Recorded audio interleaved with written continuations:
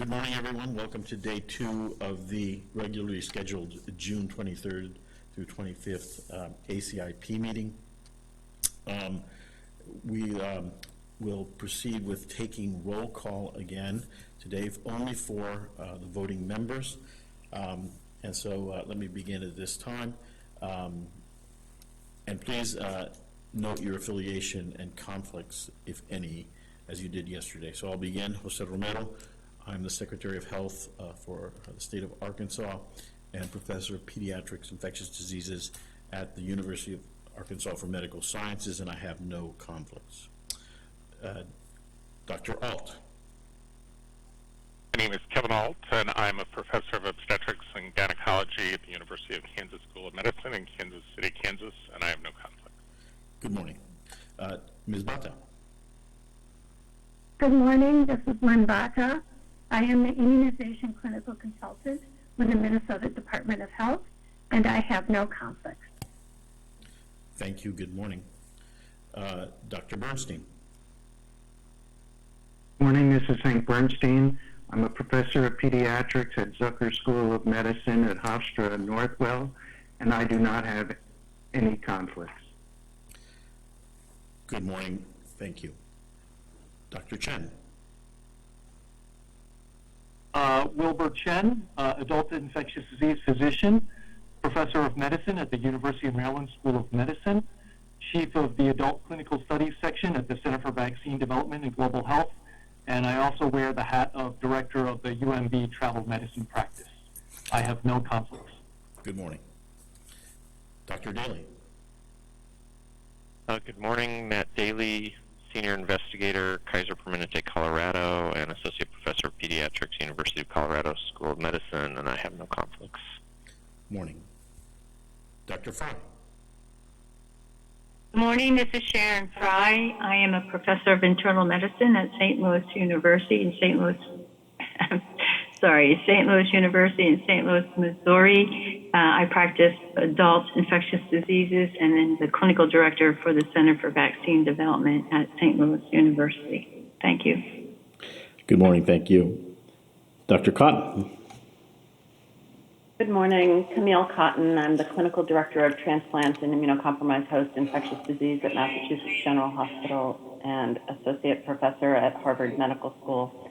I have no conflicts. Good morning. Dr. Lee. Good morning, Grace Lee, Professor of Pediatrics at Stanford University School of Medicine, Associate Chief Medical Officer at Stanford Children's Health, and I have no conflicts. Good morning. Dr. Long.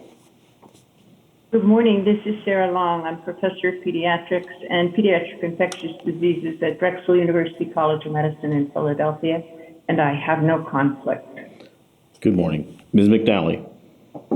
Good morning, Veronica McNally, President of the Franny Strong Foundation based in Michigan, and I have no conflicts. Good morning. Dr. Paling. Good morning, this is Kathy Paling. I am Professor of Pediatrics and Epidemiology at Wake Forest School of Medicine. I have no conflicts. Good morning. Dr. Sanchez.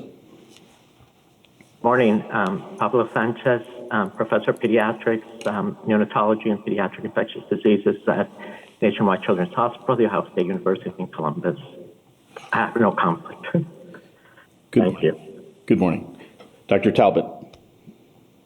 Good morning, Kip Talbot, Associate Professor of Infectious Diseases at Vanderbilt University Medical Center, and I have no conflicts. Good morning. Well, welcome to you all. Today we have a rather full agenda discussing dengue vaccines, influenza vaccines, rabies vaccines, as well as a public comment, and then a series of 5 votes, excuse me. But before we begin, I'm going to turn it over to Dr. Collin to make some comments. Thanks, Dr. Romero. We are going to use this time this morning to say goodbye and thank you to 3 of our members who will be departing over the next couple of months. These members' terms end July 1st.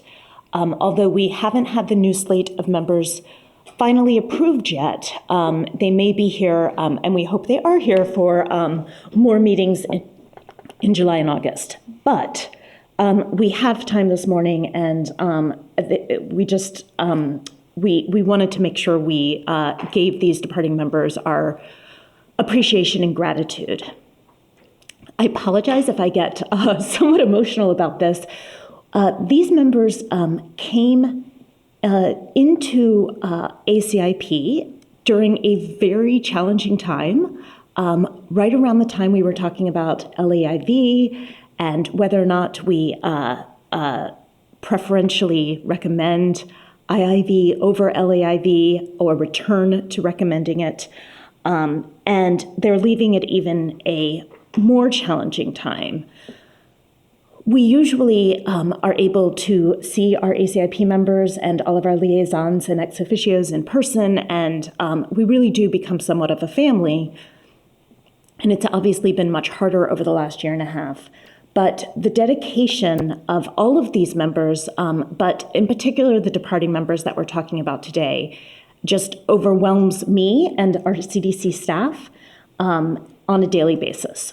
So we are going to talk about each of our departing members, Dr. Sharon Fry, Dr. Hank Bernstein, and Dr. Jose Romero.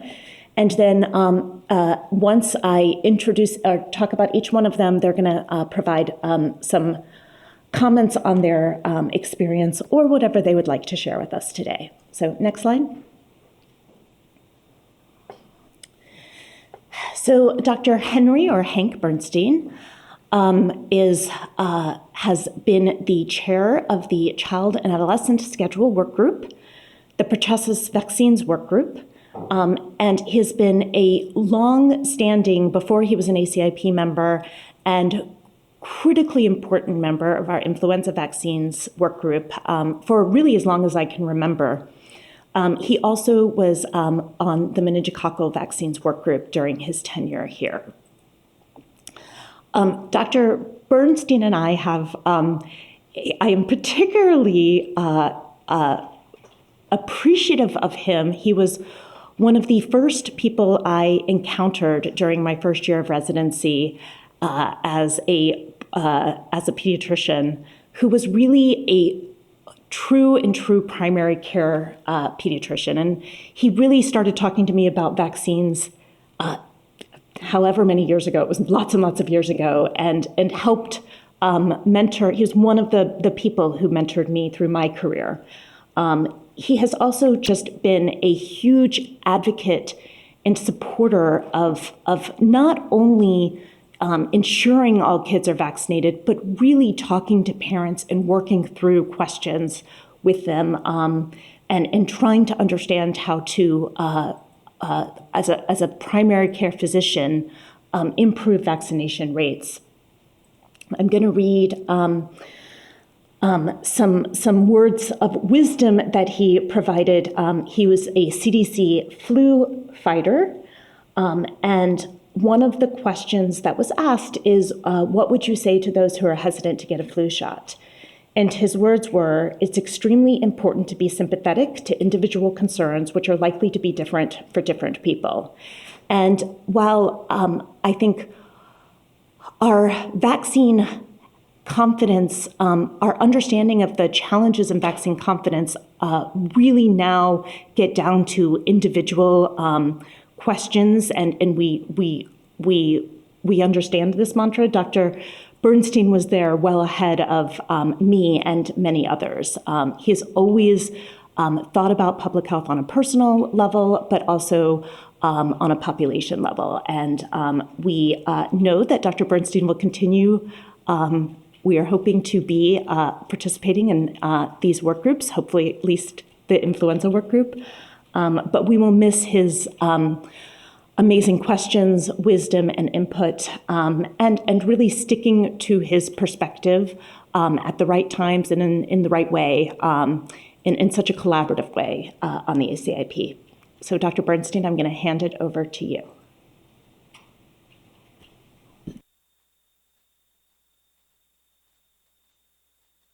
Wow, Amanda.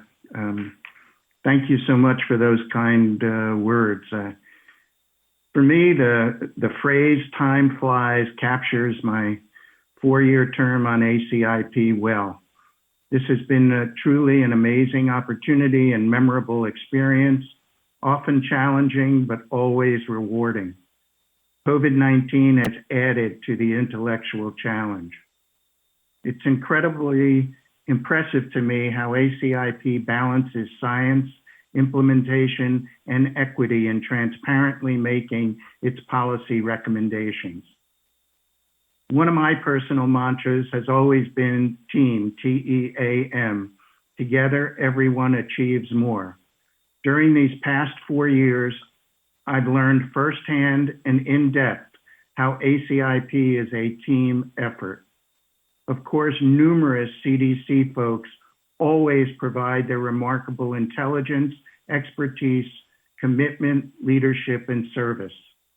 In addition, led by our unflappable chairs, first Dr. Nancy Bennett, followed these past 3 years by Dr. Jose Romero, my fellow ACIP members, both previous and current, inspire critical thinking, decipher complex details, create thoughtful ideas, and foster lifelong learning, all in the name of public health.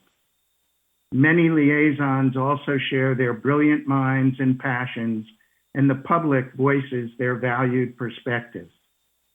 ACIP discussions are stimulating, lively, and vital. I listen closely to all of you, often reflecting to myself, why didn't I think of that? And then on a personal level, I also want to recognize and warmly thank 3 individuals, Drs. Cohn, Lee, and Long. And as Amanda mentioned, I first met her, our bold ACIP leader, and Dr. Grace Lee, our splendid incoming ACIP chair, years ago, and I won't say how many years either, when they were pediatric residents and I was a faculty member at Boston Children's Hospital. It was obvious they were destined for vaccinology greatness, educating me back then and still educating me now, all these many years later.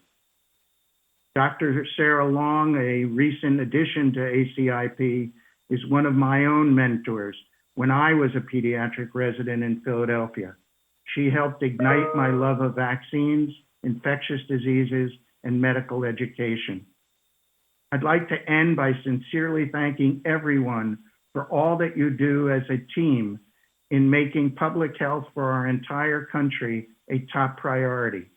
This experience on ACIP has been an exceptional honor for me, and I am deeply indebted to all of you. Thank you.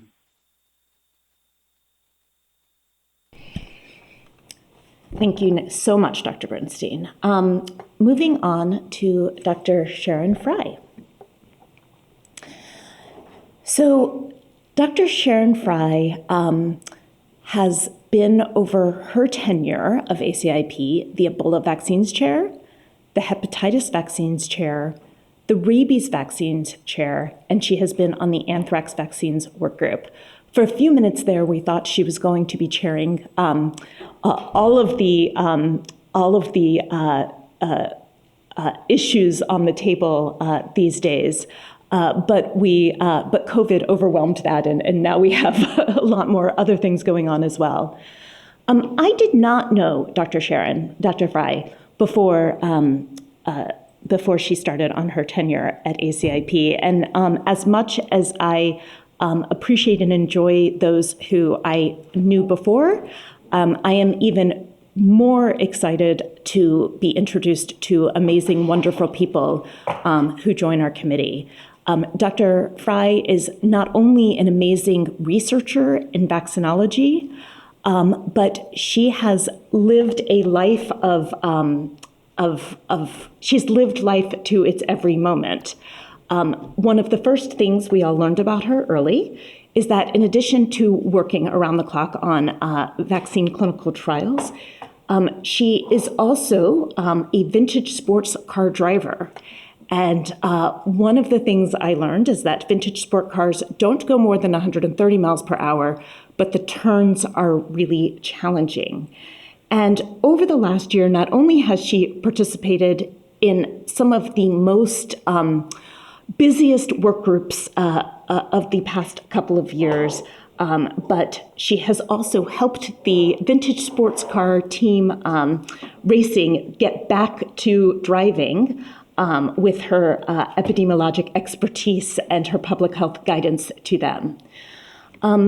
But something that Dr. Fry does not talk about as much, and I wish that we had had more time in person for me to hear more about, is that she has taken many, many weeks of her career and spent them in very, very war-torn, challenging countries providing health care, including Kosovo and other places.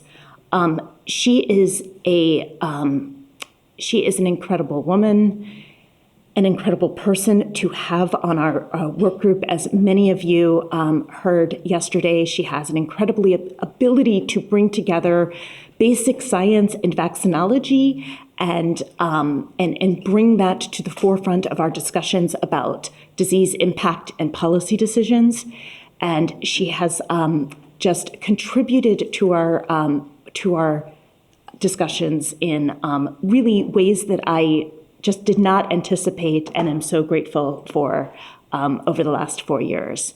Dr. Fry, you will be incredibly missed, and we hope you also continue to participate on work groups over the coming years and work with both CDC and the vaccine world in many different ways.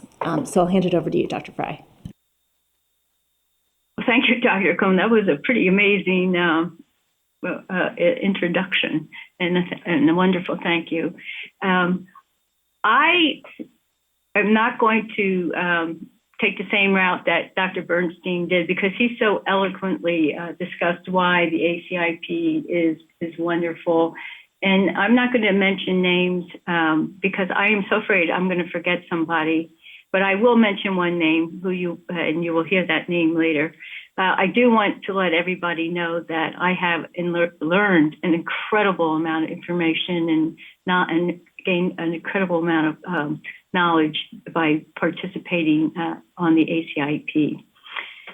So let me what I do want to do is thank people. And if I don't include you in this thank you, it's not on purpose, it's by accident, or I just wasn't able to get everything down, and I apologize in advance. So I want to thank you for the opportunity to make a few comments and express my thanks. First, I would like to thank the CDC's Advisory Committee on Immunization Practices Leadership for the invitation to be part of this committee. It has been an enormous honor, and it is a true pleasure to be able to serve during the past 4 years. And I'm sure my colleagues would agree that being a voting member of the ACIP is a truly remarkable experience, wonderful opportunity, and a major highlight of our careers. Secondly, I would like to thank my ACIP colleagues, that is both past and present ACIP members and chairs, for your service. It has been an incredible honor to serve with you during the past 4 years. You have my deep admiration and respect. Next, I would like to acknowledge ACIP leadership, Dr. Nancy Messonnier, ex officio members, CDC working group leads, liaison representatives, consultants, and subject matter experts, and everybody else that I am forgetting, for your incredible and tireless hard work and the dedication you have provided and continue to provide on behalf of this country and the world at large. You are amazing. You are earnest and persistent in your public health mission and your ability to scrutinize the latest evidence-based data to make the best possible decisions given the current science. The time of COVID has been extremely challenging for all, and the demands you have placed upon yourselves were and remain enormous. You are my heroes. Now, just to get to the point that I'm trying to make, is that the ACIP engine is a beautiful, multifaceted jewel embedded in one of our national treasures, the Centers for Disease Control and Prevention. And that, my friends, was my elaborate way to say, for me to say to you, you rock. my thanks to all of you for allowing me to be a small part of this amazing force. Best wishes to you and happy trails till we meet again. Thank you so much. Thank you so much, Dr. Fry. We really appreciate both of y'all's comments. Okay, so moving on to our next slide is Dr. Jose Romero. So Dr. Romero began his tenure as an ACIP member in 2014. Before, he's the last ACIP member who was here on ACIP before Jessica and I started in our roles on ACIP. Over the course of time, he has been the chair of the Child Adolescent Schedules Work Group, the HPV Vaccines Work Group, the Hepatitis Vaccines, the Mumps Vaccine, the Rabies Vaccine, and the COVID-19 Vaccines Work Group. He has chaired our committee with such enormous leadership and kindness and brilliance, which is just an incredible combination of skills that he brought to the table. Now, Dr. Romero and I have a few differences that we've had to work through over the last couple of years. When Dr. Bennett was leaving as chair, the first thing Dr. Romero said to me is, "You have to make these meetings start later." And every single meeting, we would go back and forth on whether or not we started earlier or let him sleep in a little bit so that he would come more refreshed, but we would then end later. He finally won when we had to do virtual meetings, and we recognized the importance of making sure we were not starting at 5 o'clock in the morning for our West Coast colleagues. The second difference between Dr. Romero and I was the breaks in our agendas. He wanted us to have breaks at all times during the meeting.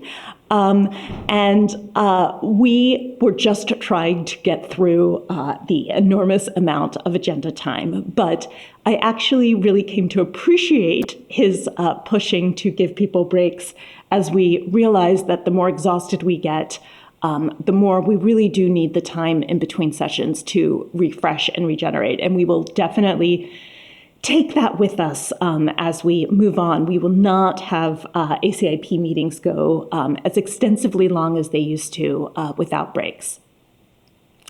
The third thing we had between us was his desire to let everyone speak for as long as they possibly wanted to and not trying to stop or hinder any discussion. I was always trying to balance this with the knowing that prior to COVID, we would get kicked out of the room at 5:30. And now, as we learned during the last ACIP meeting, our feed would also end at 5:30. So unfortunately, when we moved over to COVID, I had to stop giving him the looks of last question, last question, last question, and they became text messages. But I greatly appreciate Dr. Romero for the last year flying into these meetings to be in the same socially distanced room with me so I could give him those looks, and we would, and he would stick to his guns. He would not listen to me most of the time. I can't say enough about how much we have appreciated Dr. Romero's leadership from the beginning, but especially over the last year and a half. He has brought his incredible scientific expertise along with his focus on health equity and balance and his understanding of both vaccinology from a researcher, academic perspective, as well as his more recent experience as the state health officer of Arkansas. We have been incredibly lucky to have Dr. Romero. We are going to miss him greatly. And if you go to the next slide, please. Sorry. These are just some additional pictures of our team and Dr. Romero over the years before COVID. And he's been with us a very long time, and we will miss both the fun we had with him outside of ACIP meetings and his inflappable, as I think Dr. Bernstein or Dr. Fry said, leadership during the meetings. And with that, I'm going to ask to go to the next slide, and I'm going to, Dr. Grace Lee is going to say a few words on behalf of the ACIP members to Dr. Romero. Thank you so much, Dr. Cohen. I wanted to say a few words about my good friend and colleague, Dr. Jose Romero. As many of you recall, when he started ACIP, I think it was nearly 7 years ago, Dr. Romero was already a national leader in pediatric infectious diseases with a passion to improve knowledge about viral infections and a passion to improve healthcare delivery among underrepresented minority communities as a young professor of pediatrics in the University of Arkansas School for Medical Sciences. Next. As the years went by, he decided it wasn't enough. Next. So during his tenure on ACIP, he decided to take on the role of Chief Medical Officer at the Arkansas Department of Health. Next. Then he was appointed Secretary of Health for the state of Arkansas. Next. And all while he was leading our committee at ACIP. His gray hair on the right reflects his years of wisdom and courage to serve both his own community and his nation simultaneously during a raging pandemic. As chair of our committee, he's reflected the type of leadership that I think we really need in this world. You know, he trusts the work of his teams, both our members as we lead various working groups and our CDC staff, while also quietly guiding the direction of our group. He demonstrates patience and a sense of calm during innumerable meetings and deliberations, and particularly, as Dr. Cohen mentioned, over the past year and a half, where having the ability to have these transparent and full discussions has been extremely helpful as we have navigated together through COVID. And when I think of him as someone who is inclusive. He's inclusive of all opinions and all viewpoints. He respectfully listens to all of us. He provides thoughtful responses, and he ensures that we as a committee are being our best selves. Next slide. So as Dr. Romero has said, public health touches the lives of everyone. It has a key role in protecting and improving the health of our nation. Jose has personally done both. He has touched our lives, and he continues to tirelessly serve as a leader, protecting and improving the health of our country. I am extremely grateful to Jose and want to thank him both personally and on behalf of our entire committee. Thank you, Jose. Thank you so much, Dr. Lee. And now I'm going to turn it over to Dr. Romero, who is going to share a few words with us. Thank you very much, Dr. Cohen and Dr. Lee, for those very touching words. I am going to be far less eloquent than everyone before me, and want to say that I am grateful for having been chair, and I'll start by thanking Dr. Gene Smith, the ACIP medical officer, and Dr. Larry Pickering, the ACIP executive secretary at the time I became appointed to the ACIP. These are two former senior administrative members who allowed me to serve as ACIP's vice chair, a role that ultimately led to my chairing this committee. In addition, I want to give heartfelt thanks to Amanda Cohen and to Jessica McNeil, the senior leadership of the ACIP, who were extremely patient with me and who kept me on the right track.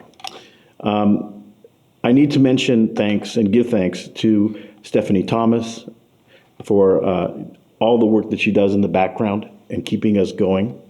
Natalie Green, who got me to and from the CDC without a hitch every time and could modify travel plans on the drop of a dime. And recently, to Chris Caraway, who has been managing our web-based transmissions, all of whom we sit socially distanced in a room, but I've come to be very fond of. I'd also like to express my gratitude to my public health colleagues in Arkansas and our governor, who understood the significance of the work being carried out by the ACIP and provided me the time to be absent from regular duties to dedicate my time to this important effort. Lastly, I'd be remiss if I did not acknowledge my understanding wife, who, during my increased level of commitment to the ACIP over the last 18 months, was so patient and supporting. My term as ACIP member, and in particular as chair, has been possibly the most rewarding period of my professional career to date. These 7 years have allowed me to work with the extremely talented and dedicated staff of the CDC, as well as experts in the field that form part of our committee. It has also provided me a unique vantage point, offered to only a few, to observe, participate, and understand how vaccine policy is developed and implemented in its finest form. ACIP's voting members are true experts in their respective fields.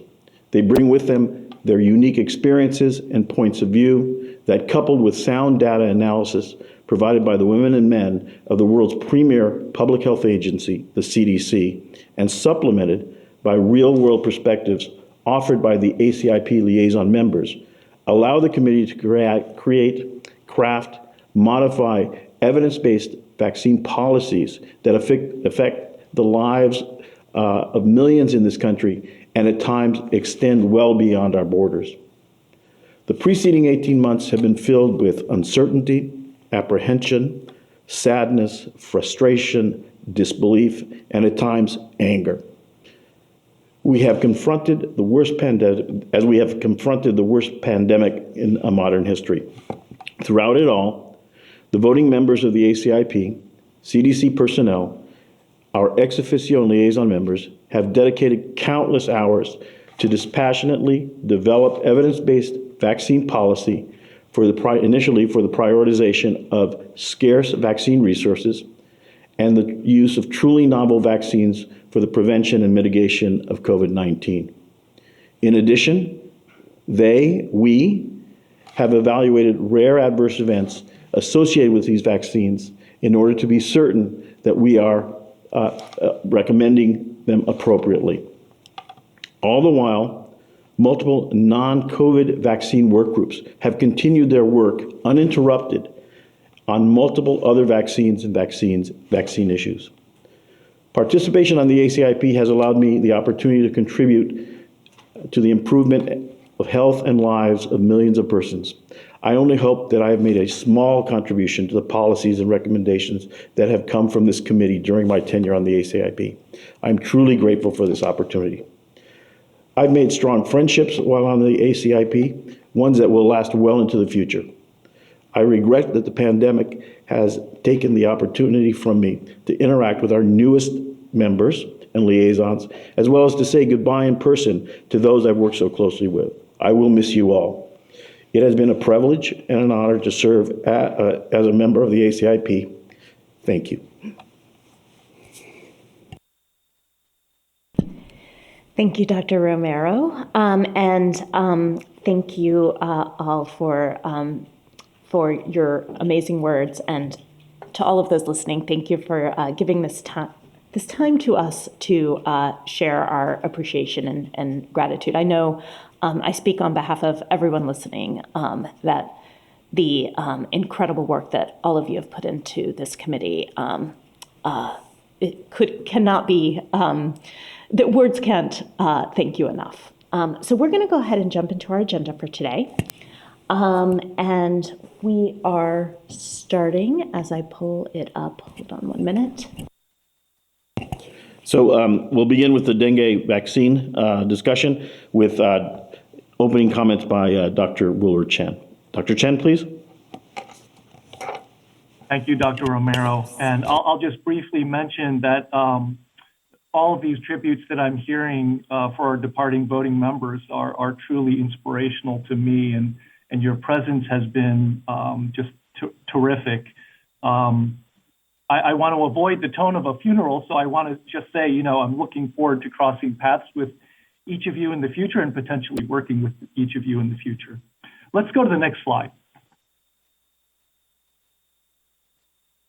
So I'd like to first acknowledge the members of the working group for the dengue vaccine work group. And I certainly want to acknowledge and recognize the terrific work in collaboration with Dr. Kathy Paling, who's been my co-chair. I also want to specifically thank Dr. Gabriela Paz-Bailey, who's been the CDC lead and just terrific in her leadership and ushering together each of the work group meetings. But I certainly want to thank all of the invaluable input from all of the work group members that you see listed. Let's go to the next slide. So Denvaxia, the pivotal data for this vaccine was created back in 2015 with the efficacy studies that were performed. In 2016, the WHO's Strategic Advisory Group of Experts on Immunization, SAGE, provided their recommendations for Denvaxia. This was May 2016. And it was for originally persons 9 to 45 years of age living in high seroprevalence areas. Then in November of 2017, there was the disclosure of some new data on Denvaxia, and that was made available to SAGE. And these data showed the increased risk of severe dengue among persons who were seronegative prior to their dengue infection. And therefore, SAGE published their revised recommendations April of 2018, and these recommendations included the mention of a pre-vaccination screening strategy under which only the dengue seropositive persons would be vaccinated. In May of 2019, the US FDA licensed Denvaxia, and we as a work group have been working toward the recommendations for Denvaxia, and we are now in 2021. Next slide. So our work group timeline. In 2016 and 17, initially there was a flavivirus vaccines work group, in fact, and this presented to the ACIP in February and June of 2017, and the work group then was put on hold in 2018, and a new work group, a dengue virus work group, was convened. In 2019, the dengue virus work group discussed kind of the cumulative safety, phase 3 efficacy, the grade, cost effectiveness analysis, also dengue diagnostic options and commercial assays that are and were available. And then the FDA approval of the product was, of course, in 2019. Between February and October of 2020, the ACIP heard presentations of the possible phased implementation of dengue vaccine in Puerto Rico, cost effectiveness analysis, economic analyses, a survey of the results of the acceptability from stakeholders, which included pediatricians, school officials, and other interviews in the community.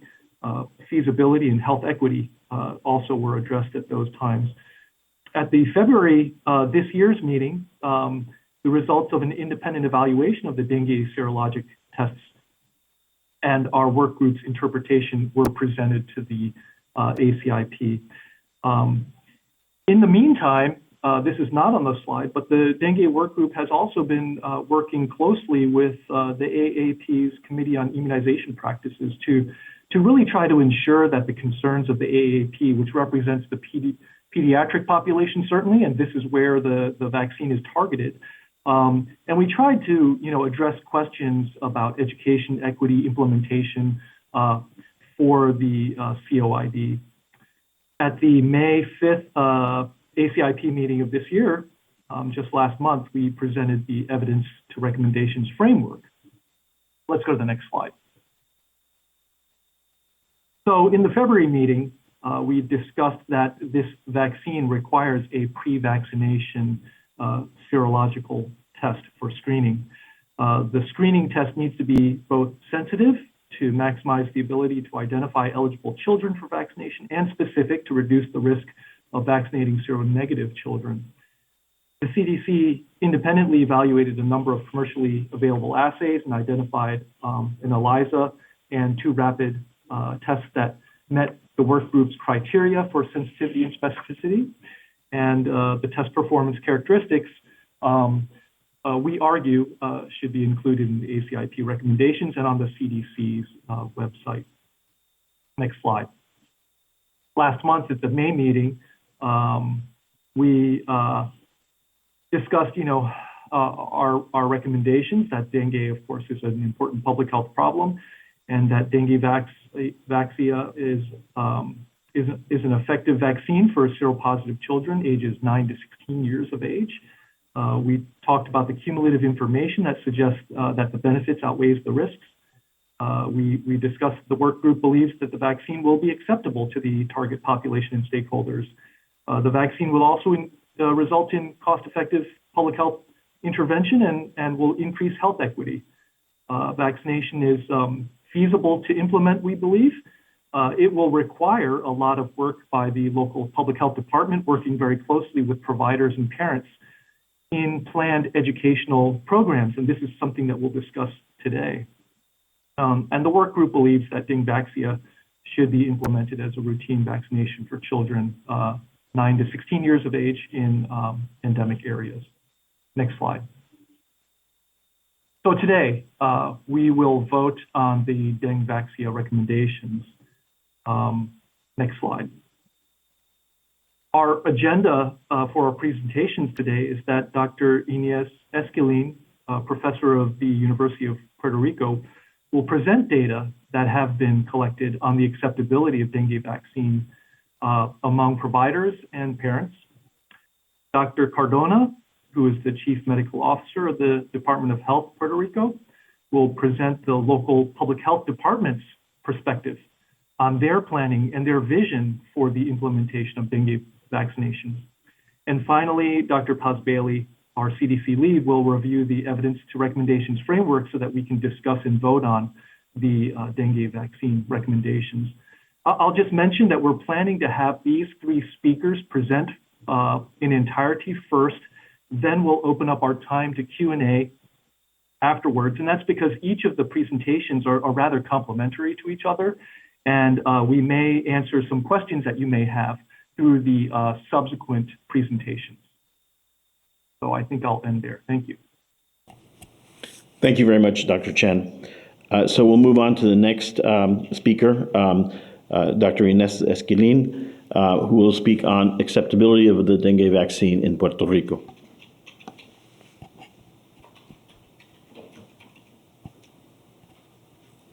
Okay, good morning. I will be presenting the dengue vaccine knowledge and attitude data from Puerto Rico. My name is Inés Esquilin. I'm a professor of pediatrics and director of the Pediatric Infectious Diseases Division at the University of Puerto Rico School of Medicine. I am also a member of the ACIP working group. This information was obtained from 3 different sources: the general population, physicians, mostly pediatricians, and from parents of children between the ages of 9 to 16 years of age. The general population data was obtained from a community-based cohort study implemented in 2018 known as COPA. This presentation includes data from the 3rd year of the study from November 2020 to June 2021. Participants were recruited from 38 cluster areas. Enrollment was offered to all household members between 1 to 50 years of age. Questions on interest in a free or low-cost dengue vaccine, if approved and available in Puerto Rico, were asked to adult participants. A total of 1,082 adults participated. When asked if they would receive the dengue vaccine, 84% said they would receive it for themselves, and 83% will administer it to their children. 6 and 8 were unsure, and 11 and 8% said they will not vaccinate themselves or their children, respectively. When asked for the reasons for not wanting the vaccine or for being unsure, the answers reflect primarily concerns about safety and side effects. 50% of the participants were worried about the side effects. This was followed by a lack of information about how the vaccine works by 17%, and not believing in vaccines in general in 14% of participants. Dengue and general vaccine perceptions were assessed among participants who would be willing to vaccinate their children and those who would not. Most participants acknowledged that dengue can be severe and cause death irrespective of their willingness to get vaccinated for dengue. Dengue vaccine intention appears to be more closely tied to general perceptions of vaccines and vaccines safety rather than perception of risk of dengue. For those unsure or not willing to vaccinate their children, shown in orange, 77% believe that the vaccines are important to prevent certain diseases, and 61% believed that FDA-approved vaccines are safe. Now I will discuss the Knowledge and Attitude Survey in Puerto Rico physicians.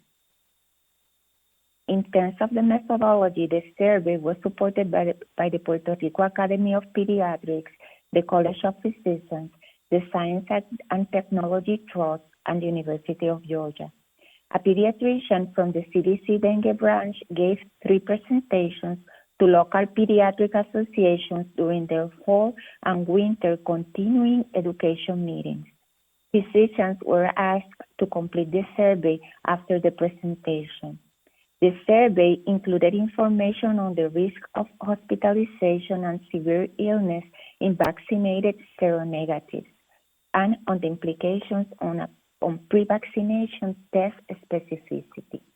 Additional surveys were obtained from pediatricians in the San Juan metropolitan area and from the University of Puerto Rico School of Medicine Department of Pediatrics, provided with a copy of the CDC presentation, for published literature on the vaccine, and on available laboratory tests for pre-vaccination screening.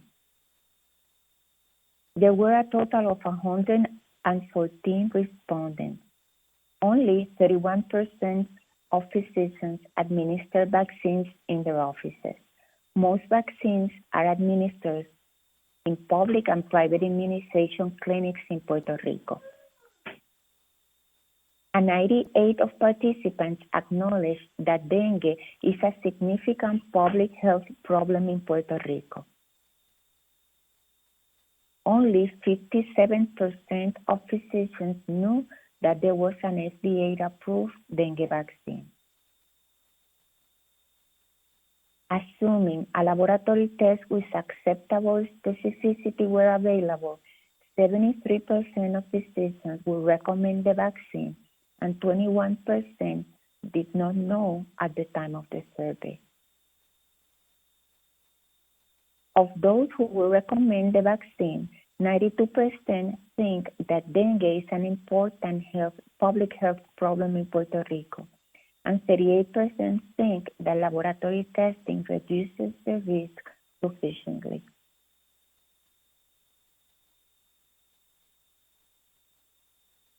Of those unsure of recommending the vaccine to their pediatric patients, 75% needed more information. 71% had concern about the risk of vaccinating persons with false positive dengue laboratory results, and 39% will wait until a better vaccine comes along. When asked for documentation in the medical record of a dengue diagnosis, 43% of physicians have documentation of a positive dengue lab test in the medical record for some of their patients, and only 5% for all their patients. Most pediatricians would favor a phased implementation of vaccination to sort out the logistics before implementing a large-scale program in Puerto Rico. Now, I will present the data obtained from the focus groups with parents of children 9 to 16 years of age. The objective was to assess acceptability to the vaccine by parents and physicians. In terms of the methods, 5 focus group discussions with parents and 15 interviews with pediatricians, researchers, and school officials were done in 2020. In 2021, there were additional group discussions with the goal of validating communication messages, and questions on vaccine acceptability were also asked. This included 2 group discussions with physicians and 2 with parents. Parents of children 9 to 16 years of age were recruited from pediatrician offices, the WIC program, schools, and the Boys and Girls Club of Puerto Rico. Clinicians were recruited through medical associations and academic institutions. Previous to asking the question, a script was read with information about the vaccine, and questions on the script were clarified to participants. Notes were collected and focus group sessions were recorded. In terms of opinions about dengue vaccines, most participants have questions on dengue in general and about the vaccine, highlighting the need for education. One participant mentioned, and I quote, "Parents should be given information about the types of dengue. In order for them to understand that the vaccine is important, they must be clear that there are different types of dengue, and even if you have already got one, you can get another." Some will wait to see the effects on other children, and others do not find it necessary. Some comments on willingness to vaccinate from parents included, and I quote, "If he had a previous dengue infection, yes. The blood test gives me peace of mind, and yes, I will consider it." Comments on unwillingness to vaccinate included, "No, because there is not enough research and data. There needs to be something longitudinal where we can see the effects." Comments on those unsure included, "I will continue to inform myself a little more for a little while." Pediatricians were asked about their opinion about the dengue vaccine. Almost all had a positive opinion about having a dengue vaccine. They said it would be ideal to have a more broad age range. One participant thought that if morbidity and the number of hospitalized dengue cases was low among children, parents would probably hesitate vaccination. Most pediatricians mentioned that they would participate in a vaccination program with Denvaxia. Pediatricians showed overall support for vaccines, recognized that dengue is a priority, and that Denvaxia has shown efficacy against hospitalization. Some potential barriers listed included any payment and a long time to receive the dengue test results. Almost all participants wanted more information about Denvaxia and about the test to confirm a past dengue infection. Participant questions included why it is only for children between 9 to 16 years of age, where have clinical trials taken place and what were the results, what does the process of approval involve and how long does it take, what type of vaccine is Denvaxia, what are the components, what is the dosage and how many times it has to be administered, what is the percentage of effectiveness, evidence of short and long-term side effects, and how to treat side effects was also asked. Are there any possible interactions with previous medical conditions or medications? What will happen if people get vaccinated and later have dengue again? which countries are using the vaccine, why it is approved for U.S. territories only, does the Puerto Rico Health Department requires the vaccine, what dengue tests are required, and how accurate they are. The best information identified will include doctors, especially pediatricians, nurses, researchers, and the CDC. In conclusion, among the general population, adult participants demonstrated interest in the dengue vaccine for themselves or their children. Side effects and possible adverse reactions were the most important reason for those not wanting to receive the dengue vaccine. From the physician knowledge and attitude survey, we can conclude that almost all physicians recognize that dengue is a significant public health problem in Puerto Rico, and 43% were not aware that there is an FDA-approved dengue vaccine. Further physician education is needed regarding the vaccine, its schedule, efficacy, and safety. Most physicians will recommend the vaccine if a laboratory test with acceptable specificity were available to document prior dengue infection, and medical record documentation of past positive dengue laboratory diagnostic tests for patients is very limited. From the parents and physicians focus groups, we can conclude most parents will agree to vaccinate their children if they have information on the vaccine. More information was requested on efficacy and side effects, the rationale for its use in Puerto Rico, and current use in other countries.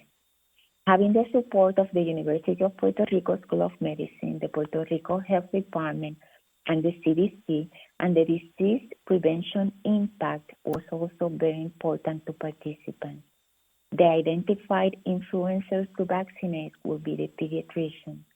Pediatricians showed overall support, recognized that dengue is a priority, and that Denvaxia has shown efficacy against hospitalization. Thank you. Thank you for that presentation, Dr. Esquilin. Keeping with your request that we have all presentations before we take questions, we'll move on to the presentation by Dr. Iris Cardona, and she will speak on implementation of dengue vaccine in Puerto Rico.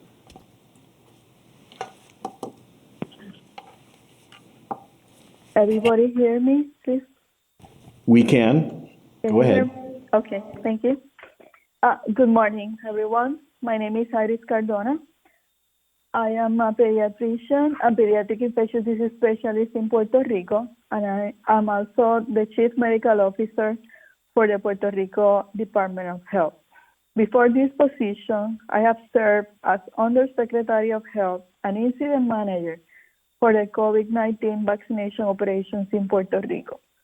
Now I'm going to present on the proposed dengue vaccine implementation in Puerto Rico. Vaccines are administered in Puerto Rico to public and private providers. These are the 2020 population estimates. Please focus on the population of children aged 7 through 18 years of age because they are the close to the population for Denvaxia, that are the children ages 9 to 16. In 2020, there were about 500,000 children aged 7 to 18. 55% were covered by the private sector, and 45% were under the VFC program. 20,000 of those were uninsured. Next. We have a total of 209 VFC providers and 296 private providers in the island. This is a map of Puerto Rico showing the different health regions and the number of and type of VFC provider in each region. Please note there are VFC providers and federal qualified community health centers in all health regions. Next one. Next. A child is eligible for the VFC program if it's younger than 19 years of age and is one of the following: Medicaid eligible, uninsured, underinsured, or American Indian or Alaska Native. Underinsured or uninsured children in the VFC program are eligible to receive the vaccines only at the federal qualified community health center or rural health clinics. Those are type of providers that meet certain criteria under the Medicaid program. Next one.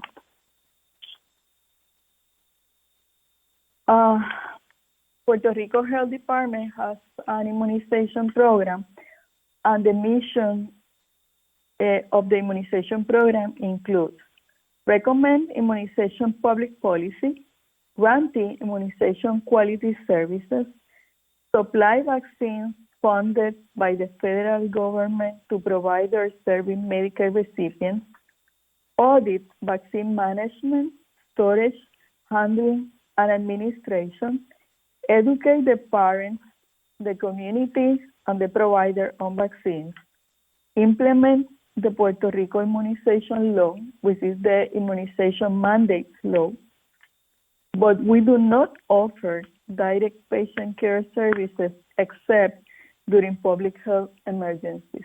Next. The Puerto Rico immunization law, which covers for the immunization mandates, was enacted in 1983 and established that the Secretary of Health is the one who determines all immunization school requirements, adhering to ACIP recommendations and immunization schedule. It's covered for all educational institutions from daycare centers to university, and only allows for medical and religious exemption. Next one. Here you can see some examples of our immunization coverage for adolescent age 13 through 17 in 2019. They show good coverage overall for most vaccines except the second HPV dose vaccine. And in the next slide, please, you can see that coverage for HPV vaccine has increased in the last 10 years, but remains suboptimal for the second dose of HPV vaccine. Next one. Now, we have some preliminary plans on dengue vaccine implementation in Puerto Rico if, in effect, there is an ACP recommendation for Denvaxia. Next one. Dengue has been a growing health threat in the Americas over the past 40 years. Transmission is characterized by cyclical epidemics, but overall numbers also show a steady increase in case numbers and disease risk, with over 3 million cases in 2019, or the highest number of annual cases reported on record. Next one. Dengue is also a serious public health problem in Puerto Rico. We had a period of low transmission from 2014 to 2020, but that has not been the case historically. And epidemics have occurred every 3 to 5 years. In some parts of Latin America, 2 epidemics are occurring at once with COVID-19 and dengue. Dengue transmission started again in Puerto Rico in 2020, and over 1,000 cases have been reported. Next one. Okay, the first step for dengue vaccine implementation in Puerto Rico should be education for providers and parents. Training sessions should be conducted with pediatricians and other professional associations. Education materials for parents need to be developed. A media campaign will also be needed to inform the public about the availability of this vaccine and why it can only be administered to seropositive participants. Next one. Then, meetings have been held with Medicaid and insurance companies regarding the vaccine and pre-vaccination screening costs. Who will pay? Vaccine costs will be covered by VFC and private insurance. The cost of the test will be paid by Medicaid for those under VFC and by private insurance for others. For children uninsured, parents usually cover the cost of testing. Funds to support the test and avoid out-of-pocket expense by parents will have to be identified. Next one. Regarding pre-vaccination screening in Puerto Rico, CDC has evaluated different IgG tests. There are a few with good performance, but none are FDA approved. Laboratories can implement non-FDA approved tests under CLIA. After FDA approval, the requirements to perform the test will be simplified. Standing orders for dengue IgG pre-vaccination screening tests in immunization clinics will be considered. Orders and results can be sent online, which can help reduce the number of visits. Next one. Dengue testing in Puerto Rico is currently centralized at the Health Department laboratory known as PISA. The surveillance system will be updated for testing and results from private providers, private laboratories to be routinely reported to the arbovirus surveillance system can be later linked to data from the Immunization Information Registry. Next one. We have two scenarios for implementation or for possible immunization service with dengue vaccine. There are facilities that have laboratory and vaccination service on site, such as the Federal Qualified Health Center.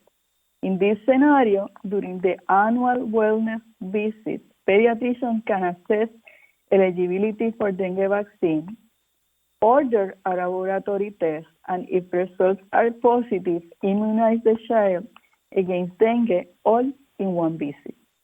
Results from the laboratory testing will need to be reported to the Puerto Rico Arbovirus Surveillance Database. Vaccine administered are reported to the Immunization Registry, and the child needs to return in 6 and 12 months to complete the recommended 3 doses. The second scenario, next one. There is a second scenario where the medical providers do not have a laboratory on site and do not provide immunization service. In this case, during the annual wellness visit, the provider assesses eligibility for vaccination and orders a dengue IgG test. The patient then visits a laboratory for the sample to be drawn and the test performed. Results of the testing will be reported to the arbovirus surveillance system and returned to the patient who forwards it to the provider. The provider writes and orders the dengue vaccine. Paid parents take the child to immunization clinic where the vaccine is administered. The child needs a pediatrician order in 6 and 12 months to complete the recommended 3-dose schedule. Next one. About 25% of all VFC providers in Puerto Rico have laboratory capability in-house as well as immunization service. Those sites include the Federal Qualified Health Centers and, which we call here, Centros de Diagnóstico y Tratamiento, local primary centers. The dengue vaccination program in Puerto Rico can have a phased implementation, starting vaccination at these sites to help sort out the logistical details and then expand to other areas in the island. Next one. Okay, an essential component of dengue vaccination will be to monitor for vaccine safety events after a recommendation, or phase 4, as shown here in the figure in light purple. Next one. Events occurring immediately in the hours, days, or weeks after vaccination will be captured to the VAER system, Vaccine Adverse Event Reporting System. Puerto Rico has an experienced VAERS coordinator, and events are regularly reported to VAERS from the island.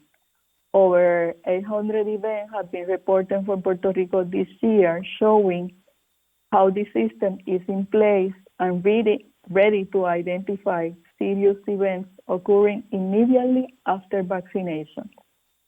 Other monitoring systems, including the Vaccine Safety Data Link and Clinical Immunization Safety Assessment Project, are based on Sentinel sites for vaccine safety monitoring.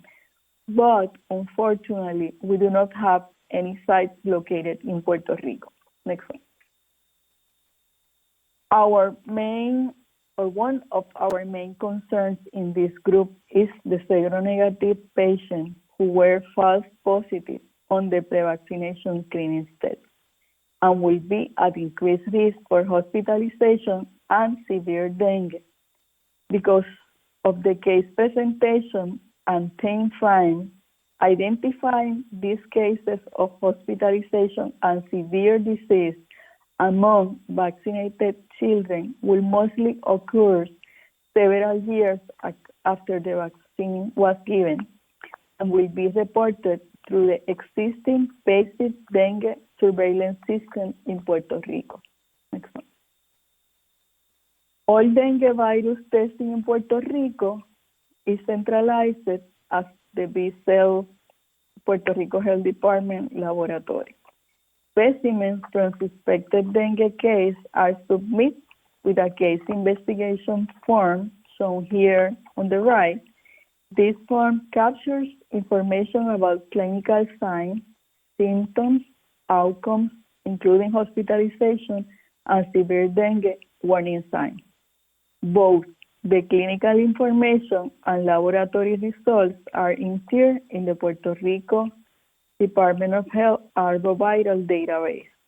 This is a passive surveillance system and there is on the reporting of case.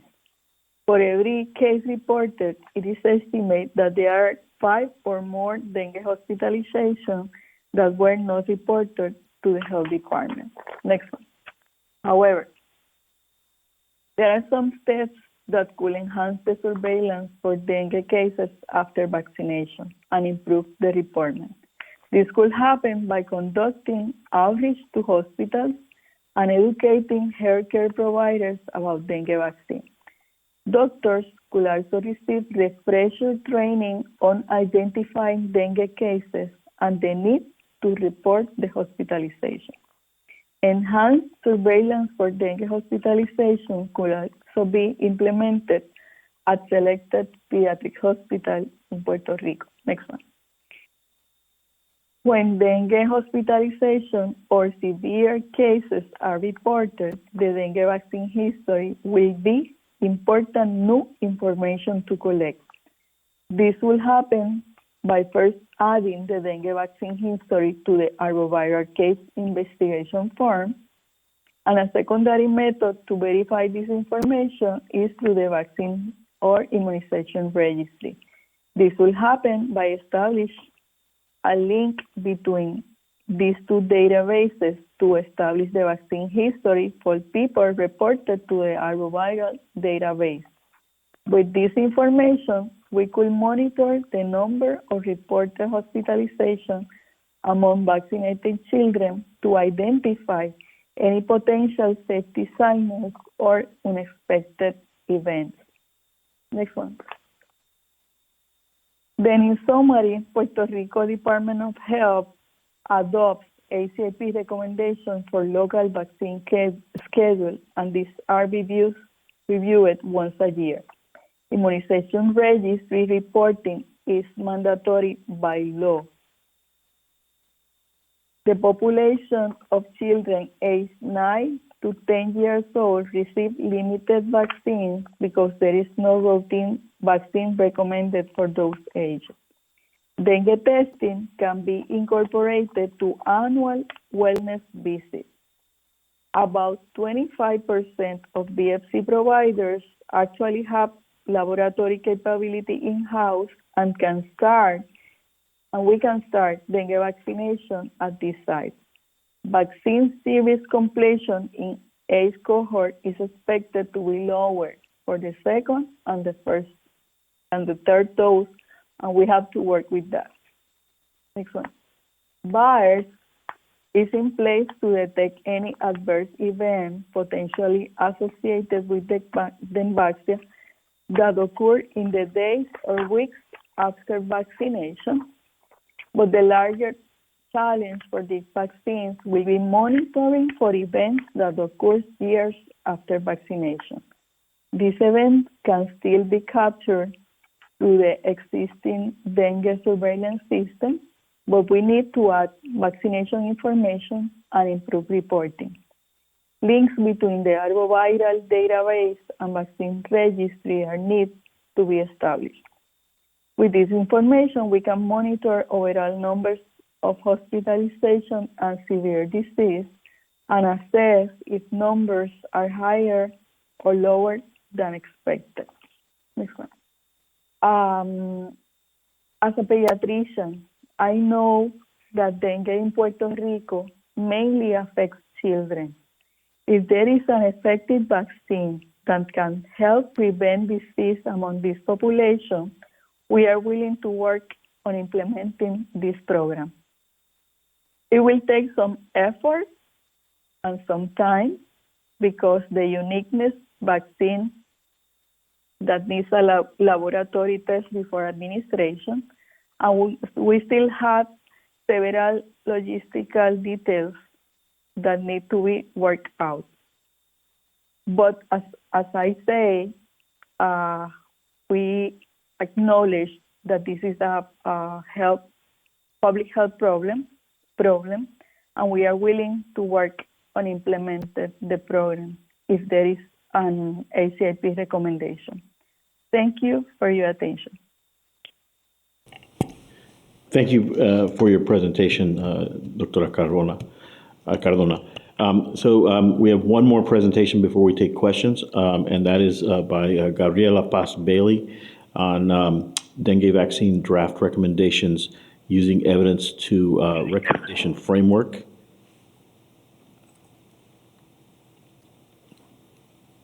Are you ready, Dr. Paz Bailey? Yes, I'm ready. We're just waiting for the slides. Very good. Thank you. Yes, thank you. Next slide, please.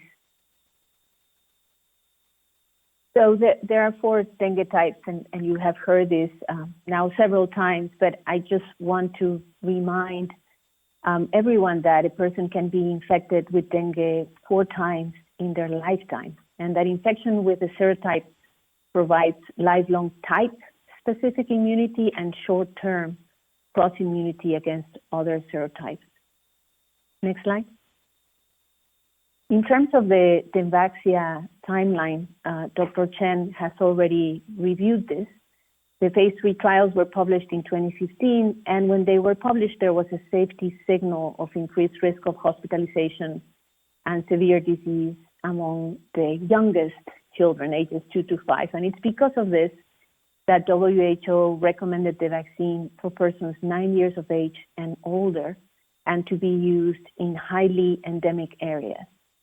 Sanofi eventually found that the increased risk of severe disease and hospitalization was associated with serostatus, meaning if a child had previous dengue infection or not before receiving the vaccine.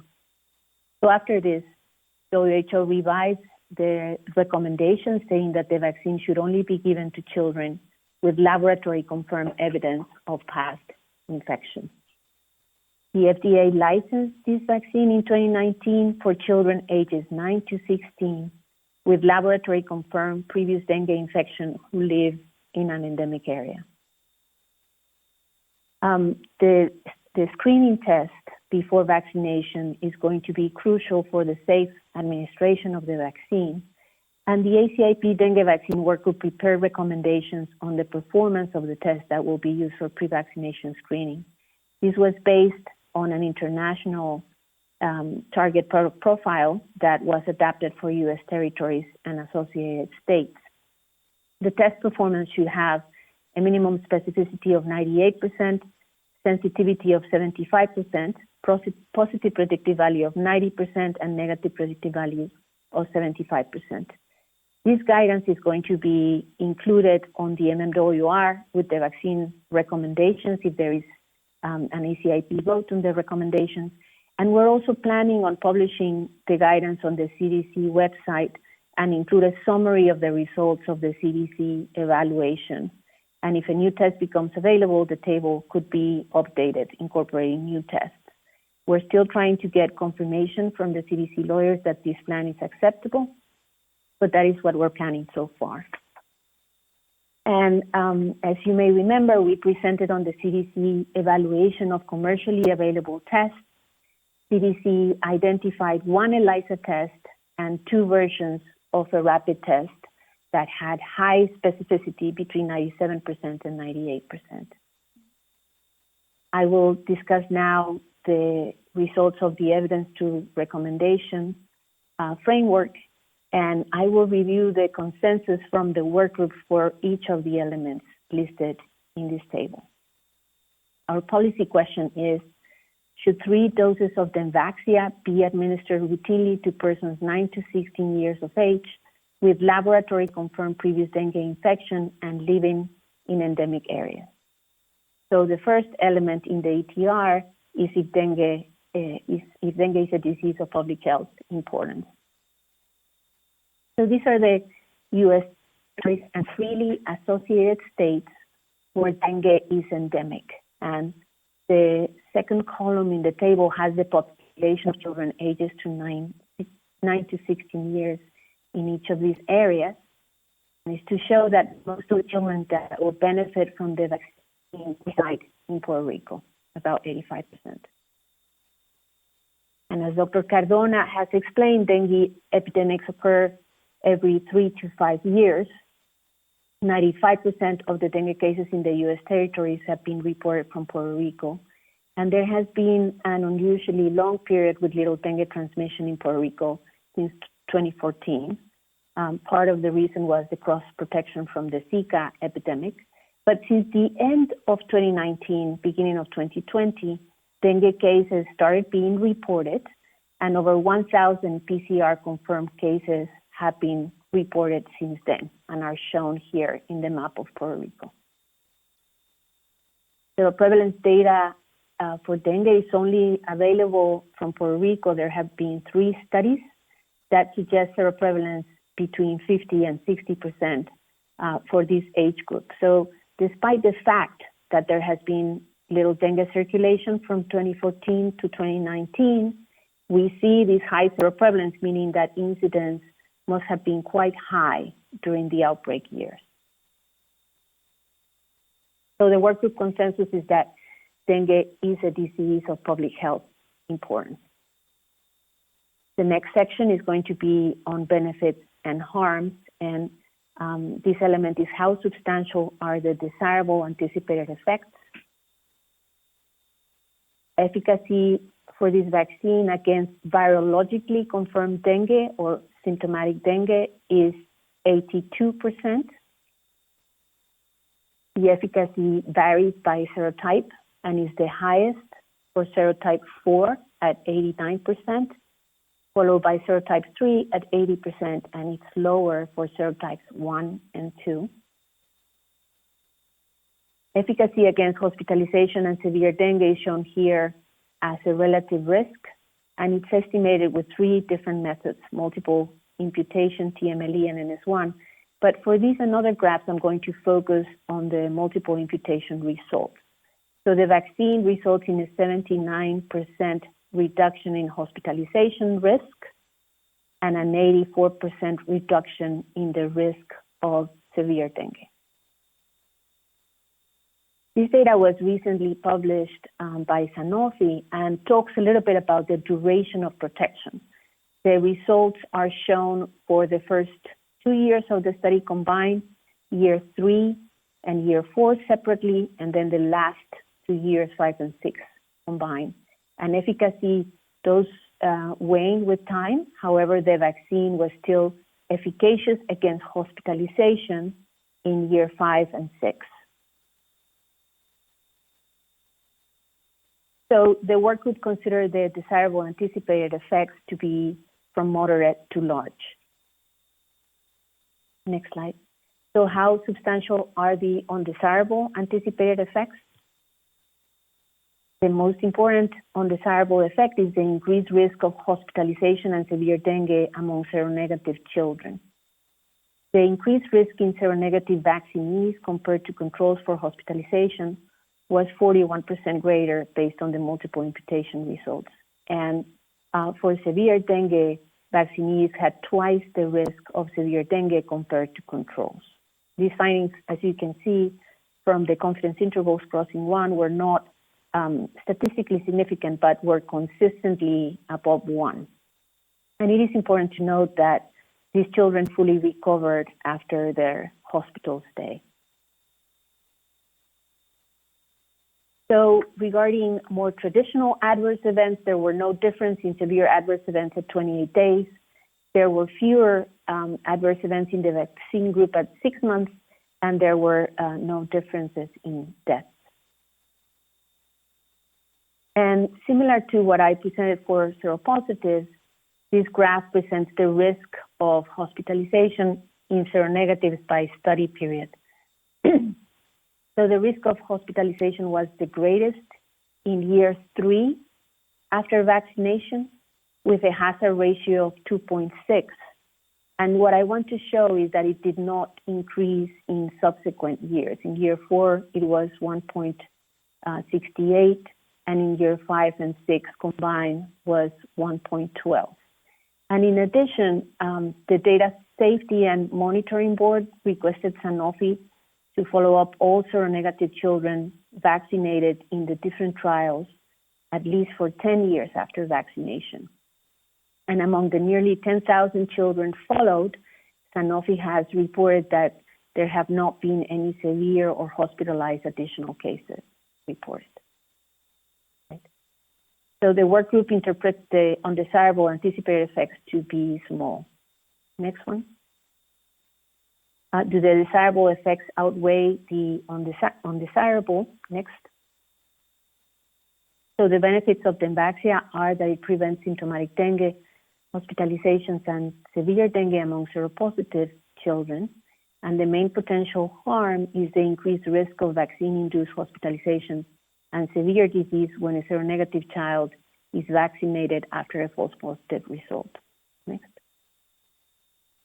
So researchers from University of Notre Dame conducted an agent-based model of dengue transmission with humans and mosquitoes represented as agents, and it was calibrated to simulate dengue transmission in Puerto Rico. It compares pre-vaccination screening and subsequent vaccination of seropositive 9-year-olds to the status quo. And the model population is the population of 9-year-olds with a new cohort of 9-year-old children being vaccinated every year and followed for 10 years, keeping track of dengue infections, hospitalizations, and deaths. And I'm going to present the scenarios of 50% seroprevalence and 30% seroprevalence.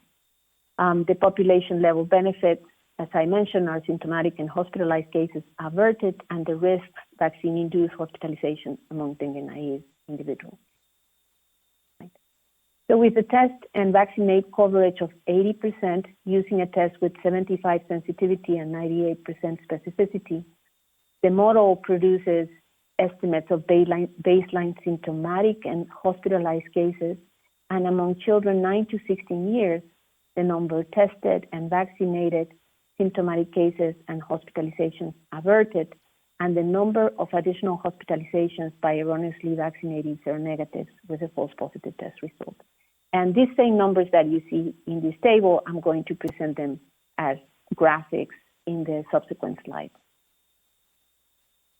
So in a scenario of 50% seroprevalence, more than 4,000 symptomatic dengue cases would be averted and nearly 3,000 hospitalizations, and there would be 51 vaccine-induced hospitalizations among dengue-naive children vaccinated after a false positive result. So 51 vaccine-induced hospitalizations in 102,000 vaccinees, and this is completed series of the vaccine, so the 3 vaccine doses. In a lower seroprevalence scenario of 30%, over 1,500 symptomatic dengue cases would be averted and over 1,200 hospitalizations, and there would be 112 vaccine-induced hospitalizations among dengue-naive children in more than 61,000 vaccinees. Next slide. So in summary, the population risks of a screen and vaccinate strategy over 10 years in a 50% seroprevalence scenario are 51 vaccine-induced hospitalizations, and the benefits are over 4,000 fewer symptomatic cases and nearly 3,000 fewer hospitalizations. In a 30% scenario, 112 vaccine-induced hospitalizations among seronegative children, and the benefits are over 1,500 fewer symptomatic cases and over 1,200 hospitalizations prevented. So the workgroup interpretation of the benefits and harms was that there was a positive balance for benefits versus risks, and that this balance varied by the seroprevalence. Next slide. So the workgroup interpretation was that the balance favored the intervention.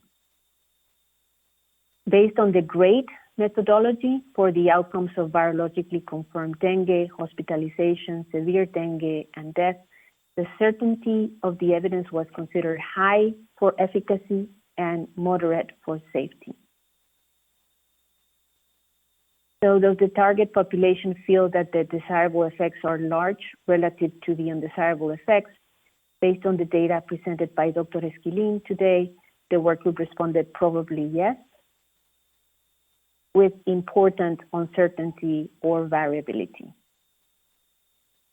The workgroup considered that the intervention was probably acceptable to stakeholders. And in terms of the intervention being feasible to implement, you have heard the detailed considerations regarding feasibility in Puerto Rico from Dr. Iris Cardona. In this table that I showed you previously with the population of children in each territory and freely associated state, I have added columns on the number of vaccine providers in each area and the number of laboratories. And while we have over 500 vaccine providers in Puerto Rico and 450 laboratories, there are 11 providers in USVI and less than 5 in the other areas. So we anticipate the complexity to implement vaccination to be more challenging in Puerto Rico, and we're hoping to apply lessons learned to the other areas. In USVI, we were able to coordinate with the health department and conducted a survey to clinicians similar to the one that we did in Puerto Rico. And in summary, the vaccine would be acceptable, but more education is certainly needed, as only a few were aware that there was an FDA-approved vaccine. For the territories in the Pacific, we have had a meeting with the Pacific Islands Health Officers Association, but COVID has really preventing us from being able to coordinate a survey to providers and parents. And we're currently planning on doing that in collaboration with the CDC, field epidemiologists assigned to the Pacific, and with the University of Georgia. And there is also discussion about using specimens from household-based surveys to do additional dengue testing. There was one done in Palau and one in American Samoa, so we're currently negotiating that. So the work group concluded that the intervention was probably feasible to implement. So the next one is about allocation of resources. Next slide. And this graph comes from the cost-effectiveness modeling work from the University of Notre Dame and shows the incremental cost-effectiveness ratio, or ICER, in the y-axis, and the cost of the vaccine in the x-axis for each of these graphs. And it also shows the seroprevalence of 50% in red and 30% in black. So here are the ICERs per QALY gain, per averted symptomatic case, and per averted hospitalization. And just as a reminder, the ICER is the total cost with vaccination minus the cost without vaccination per unit of the event being prevented. So at a cost of $382 for the 3 doses of the vaccine, the ICER is $122,000 per QALY gained at 50% seroprevalence, as an example. For averted symptomatic cases, the ICER is $11,000 at 50% seroprevalence, and for averted hospitalization, the ICER is $16,000 at 50% seroprevalence. So the ICER goes up with lower seroprevalence and with higher cost of the vaccine and of the screening test. The work group considered that this was probably an efficient allocation of resources. So what would be the impact on health equity? The work group considered the use of the vaccine would result in an increase in health equity, considering the large health disparities between the U.S. Territories and the mainland, and that in part are due to vector-borne diseases. The work group considered the desirable consequences probably outweigh the undesirable consequences in most settings, and that there was sufficient information to move forward with the recommendation. The work group evaluated these 3 different policy options for an ACIP recommendation, and I reviewed them in detail during the May meeting, and will just provide a high-level summary of the pros and cons for each option. So option 1 is ACIP does not recommend, and the cons are that a vaccine proven to protect persons with prior dengue infection will not be available to U.S. citizens. And it puts off making a difficult decision that will be needed potentially for the next dengue vaccine approved by FDA. And it may result in discouraging vaccine manufacturers. And in terms of the pros, it would avoid a complicated implementation in the middle of COVID vaccination programs.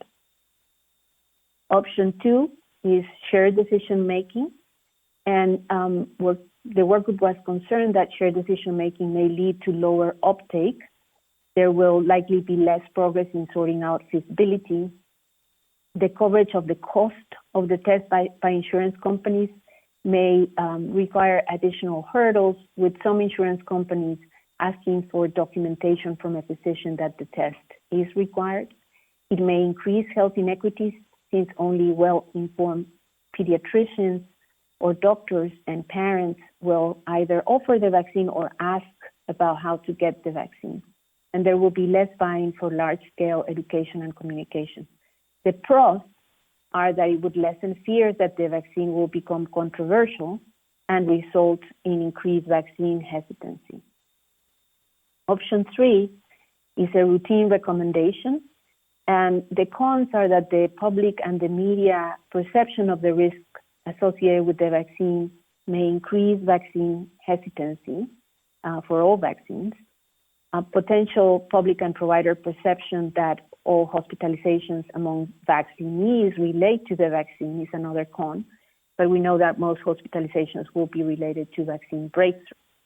And in terms of the pros, an effective vaccine will be available for seropositive children. And this is especially important since there are few tools available against dengue. Sustainable vector control for Aedes aegypti is still years off in the United States, and dengue outbreaks continue to occur. A routine recommendation will lead to greater coverage and a reduction in hospitalizations, and it will lead to better buy-in from health departments, from immunization programs, and that will help resolve challenges with feasibility. And there will likely be more support for a broader communication and media campaign, and it will result in increases in health equity. So after extensive discussions, the work group wants to propose a routine recommendation to ACIP.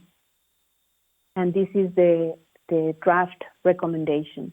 ACIP recommends 3 doses of Denvaxia administered 6 months apart at months 0, 6, and 12 in persons 9 to 16 years of age with laboratory confirmation of previous dengue infection and living in endemic areas. So I would just like to acknowledge all the work from the workgroup members, the ACIP current co-leads, Dr. Paling and Dr. Chen, and also our previous ACIP lead, Dr. Robert Atmar, and the previous CDC lead, Dr. Steve Waterman, and my fellow CDC workgroup members while navigating through this very challenging vaccine. Dr. Romero, back to you. Thank you very much, Dr. Garcia, Dr. Boss-Bailey. We will open this up for questions and discussion. Thank you, all of you, for the very excellent and thorough presentations.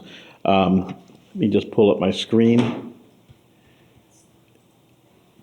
Okay. ACIP members.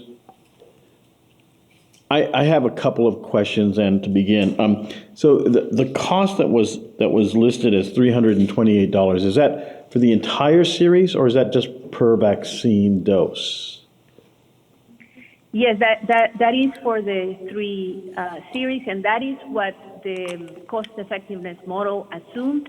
What we have heard from Sanofi is that each dose is estimated at $100, so $300 for the 3 vaccine course. Thank you for that answer. And then last of all, on your slides presenting the number of individuals that would be hospitalized if it was put into play, you estimated about 50 and then 120 in another slide. You didn't mention any deaths, and so I would take it then that the risk of the severity of the infection would not include that? Over? Yes, there were no deaths. No dengue-related deaths reported in the trial. So for the cost-effectiveness model, it was not possible to estimate deaths. In the case of Puerto Rico and areas where there is really good clinical management, dengue can be managed clinically and appropriately, and deaths are not common, especially among children. I presented previously data from Puerto Rico on 69 reported deaths from 2008 to 2013, and more than 94% were among adults greater than 20 years, and they were related to comorbidities. Thank you for that very, very reassuring answer. I see hands going up. Dr. Sanchez. Thank you, Jose. Thank you for the presentations. They were very helpful, and certainly an important disease to prevent. My question is more on the serologic testing. I'm glad to hear that the specific serologic tests will be included, hopefully, in the recommendations, so that the appropriate ones with the with really the specificity, the high specificity is really the important one. My question is, do you know what is the reason for the false positives? Because I guess the reason, if one of the serologic tests show that suggests that there has been past infection, but it turns out to be a false positive reaction. Is it because of infections with other flaviviruses or other intercurrent illnesses? Is this a recommendation to do the testing at specific times when the child is otherwise well? Do you have any more information on the false positive assays results? Thank you. Yes, thank you, Dr. Sanchez, for that question. In terms of the evaluation of specificity, the specificity was 100% among negative specimens. So the main concern with cross-reactivity is related flaviviruses, that in the case of Puerto Rico is mainly Zika virus. So that is what is actually responsible for the lower specificity of the test. And I just have to say that these newly available tests that we presented the performance on is an incredible development based on what was available both through CDC testings and commercially available tests that had almost 100% cross-reactivity between dengue and Zika. So we have come a long way. And you had a second question, Dr. Sanchez? Or did I answer? No, that was really it. I just was wondering, again, the importance, whether, if it was related to any other sort of infections, whether they should be done on children who are otherwise well and not sick with anything else. But if it's more of the Zika issue, then yes. Thanks. Thank you. Dr. Lee. Thank you so much.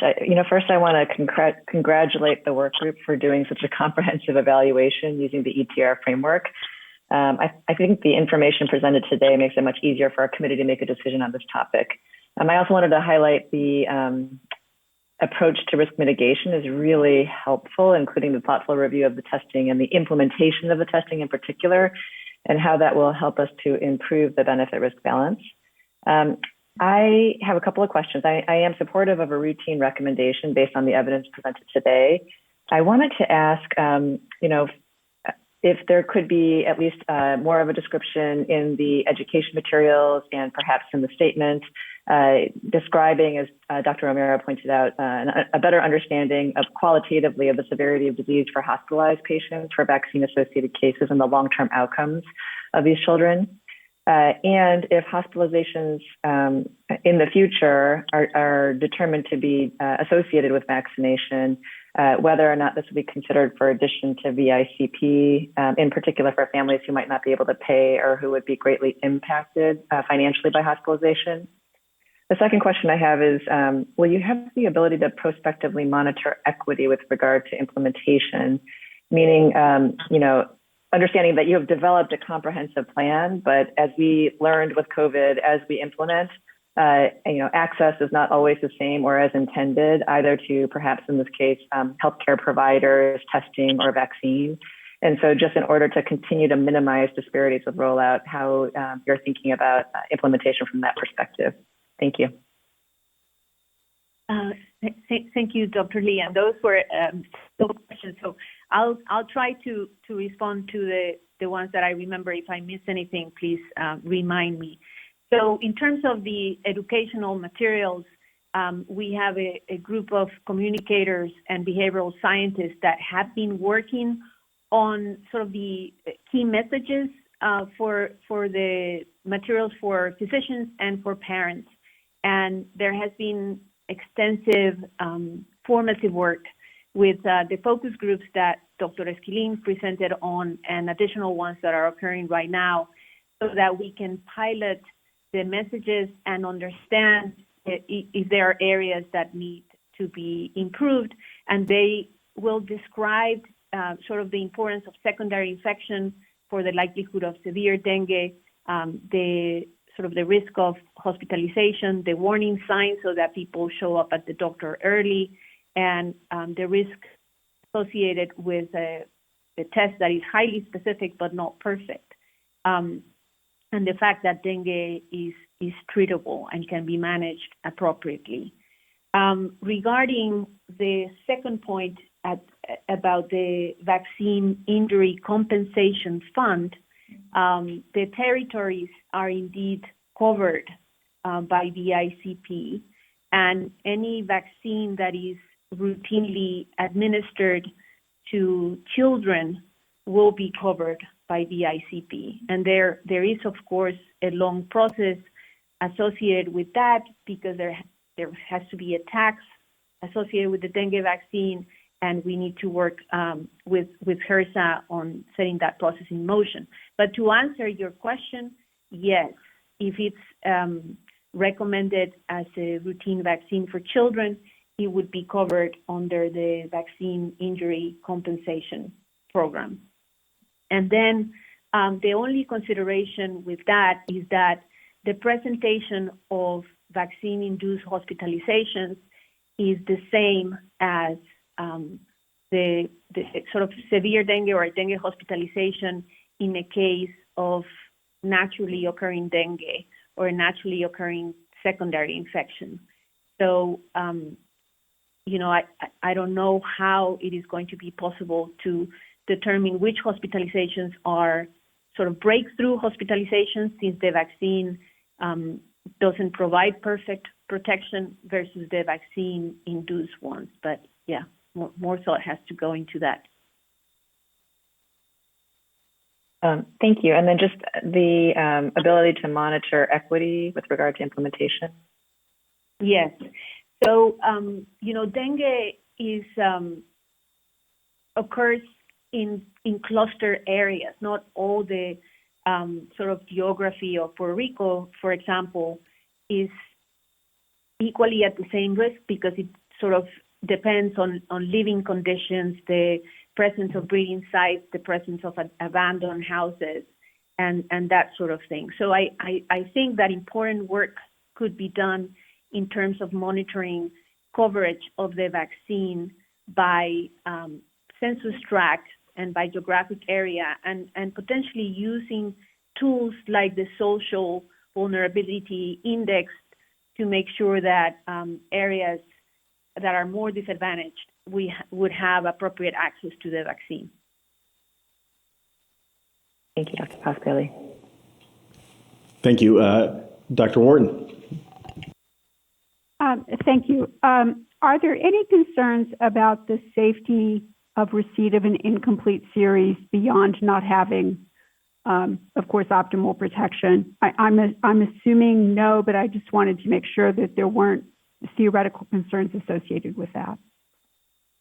Yes, can I have slide 60, if possible?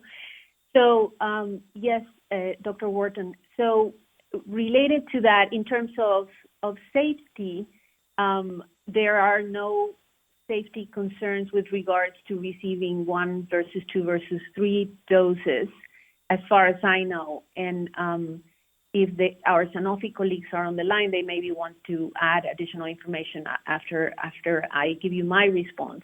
In terms of efficacy, there is some data indicating that efficacy is high after the first dose and after 2 doses of the vaccine.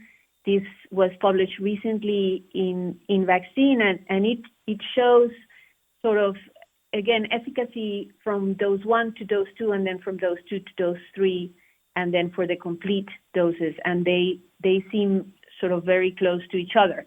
However, it could be that efficacy close to vaccination is higher, and then with time, it will be lower. So these do not tell us the complete sort of truth in terms of efficacy after each dose.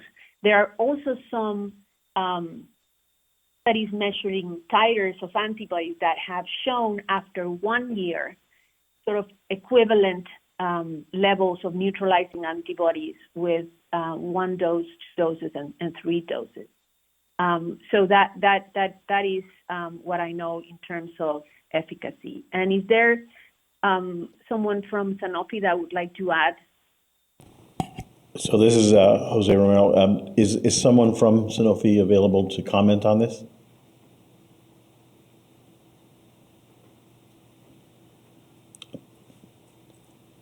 There does not appear to be. Okay. Thank you. Thank you. Dr. Daly, please. Matt Daly here. Thanks for the excellent presentations. Can you discuss a little bit more how we'll know that the healthcare community and healthcare providers in endemic areas will know which tests meet the criteria? And I guess related is there a possibility that providers in endemic areas would be using tests that don't meet these more stringent test characteristic criteria? Thank you. Yes, that is definitely a concern for tests with adequate specificity to be the ones used for pre-vaccination screening. And what we have considered so far is the performance characteristics will be included in the MMWR publication that would include the recommendations. Based on the request from ACIP, we started discussions about publishing more specific guidance on the CDC website with the names of the test. And there is precedent for this, like influenza publishes on the performance of specific tests with their commercial names, but these are all FDA-approved tests. So that is why we have been having additional discussions with the CDC lawyers to make sure that we can, provide performance characteristics of tests that are not FDA-approved. And, so far that seems possible, but we need to confirm.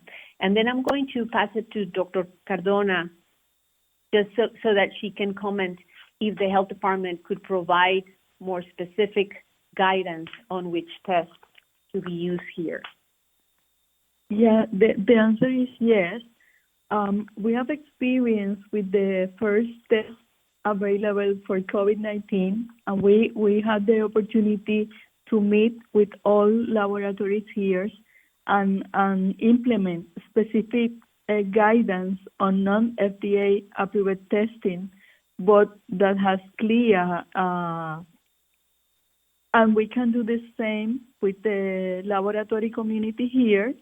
And also, we must engage on education of all our pediatricians and primary physicians on what are the specific tests that the Puerto Rico Health Department recommends previous to dengue vaccination.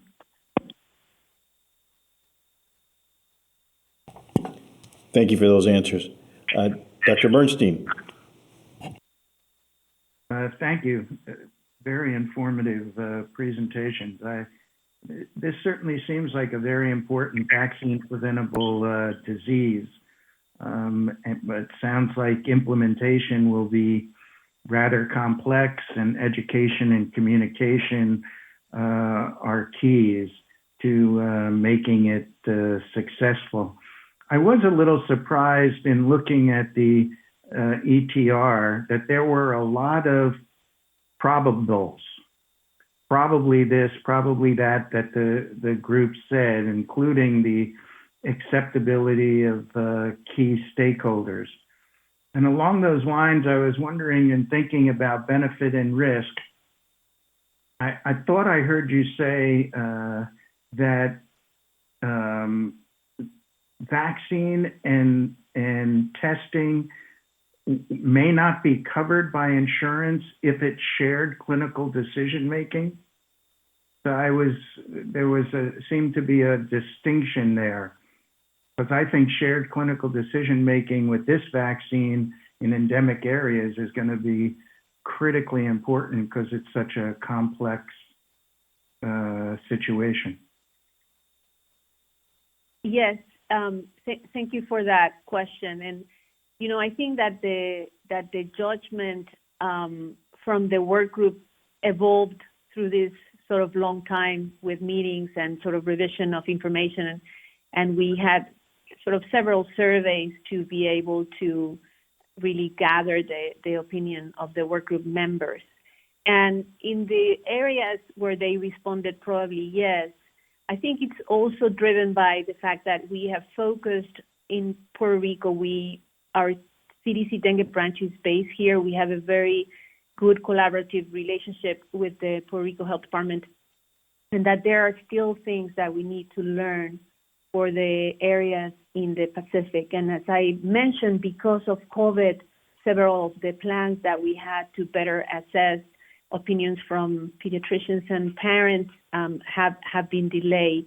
But what we know is that there is, dengue is considered a serious public health issue there as well. With regards to your point about, sorry, what was the second question again? Coverage for the vaccine, yeah. Yes, that the vaccine has to be, the cost of the vaccine has to be covered by insurance companies regardless of the type of recommendation. So this is established by law and they have to cover it. We have had a couple of meetings with the major insurance companies in Puerto Rico, and they said that with the routine recommendation, they would favor preventive actions, and that they're, with the cost of the test that is between $5 and $10, as reported by Sanofi, that they would have no problem covering the cost of the test. When we talked about shared decision making, the responses were a little bit more ambivalent, and they said that they may have to require for documentation from a pediatrician or the clinician stating that the test was needed in order to administer the vaccine, and then they would cover it. So the parent would need to pay for the test up front and then ask for reimbursement that, it can be a pain with insurance companies for $10 or $15. So, but I think that we can continue working with them to make sure that the screening test is covered. There may be just some additional paperwork required for the shared decision-making recommendation. Thank you. And then along those lines, then, is all of Puerto Rico considered endemic, or are there specific areas? When you had your map early on in one of the presentations, there seemed to be some clusters, and I don't know if that's just geographic where it was tested or some other reason for that. Yes, all of Puerto Rico is considered endemic. There is indeed clustering of cases in certain areas that are more densely populated, but dengue does occur across the island, and introduction of the virus and sort of the start of outbreaks generally occur around the metropolitan area. And we believe that maybe the stay-at-home orders and the social distance from COVID actually has had some impact in slowing down the spread from the metropolitan area to the rest of the island for this current period of dengue transmission. For Zika, that we had about a third of the population being infected, it was obvious that there were infections occurring across all of the island, even though, some areas may have been affected more or transmission started in certain places. In the case of Zika, it was on the west side of the island, not the metropolitan area. However, for other areas like the Pacific territories, for example, in the Federated States of Micronesia, is not all of the islands that are at equal risk, but it's only Yap and another island that I'm blanking on the name that actually have experienced outbreaks. So for those considerations will have to take place when working closely with health departments and with health authorities there about which would be the areas that would qualify as appropriate to implement the vaccine.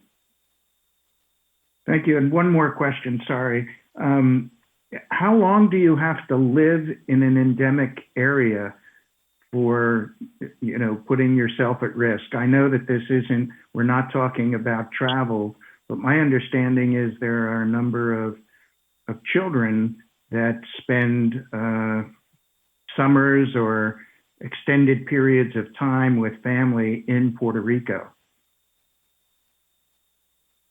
Yes, Dr. Bernstein, we have had several discussions in the work group about trying to define what would qualify in terms of number of months of the year, of number of years in an endemic area, and the opinion from the work group was that this would probably need to be sort of assessed and defined by the providers. But this is intended, the vaccine is intended for people that continuously live in Puerto Rico and not travelers or Puerto Ricans who just visit over the summer for a short period of time.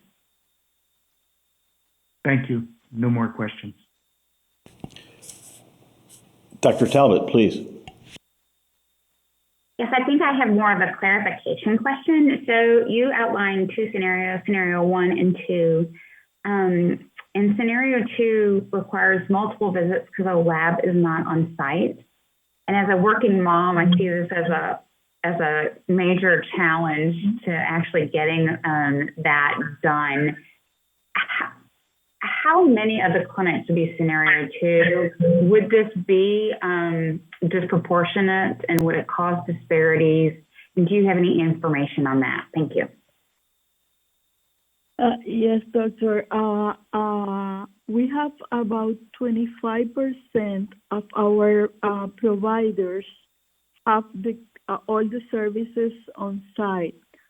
So about 75% of our regular providers do not have all the services on site. So this will be a big challenge, and this is the reason we propose a phased implementation, starting with all sites, all immunization providers that has all the services on site or near the pediatric services, and then plan to sort out the other logistical problems or challenges that we have with that implementation. So I would just like to add to what Dr. Cardona has reported. I do think that, again, this is a very challenging implementation and nothing that there is sort of any precedent in terms of doing a lab test before vaccinating. And for the providers that do not have a lab in their facilities, at least when we are starting, it would require for the patient to go to a lab, get the test done, and then send the result back. From COVID, there are some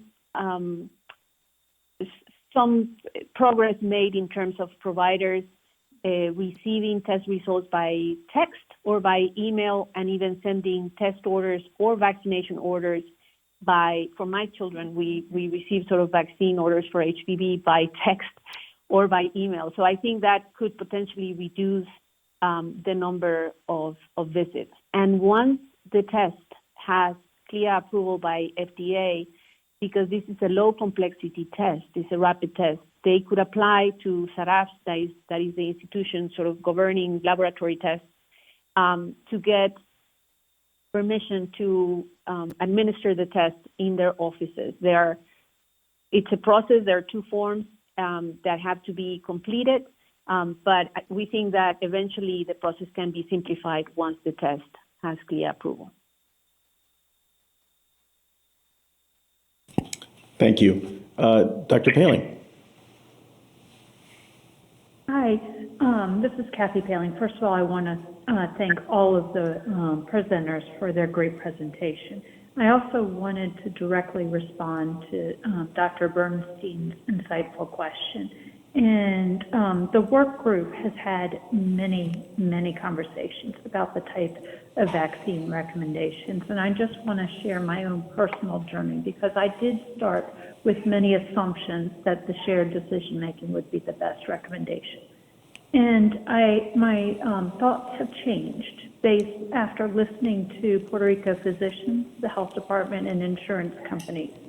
And through listening to those important key stakeholders, I recognize that shared decision-making would create multiple barriers and actually increase inequity. And that is how I have come to move my thoughts on this decision, and I wanted to share that. Thank you.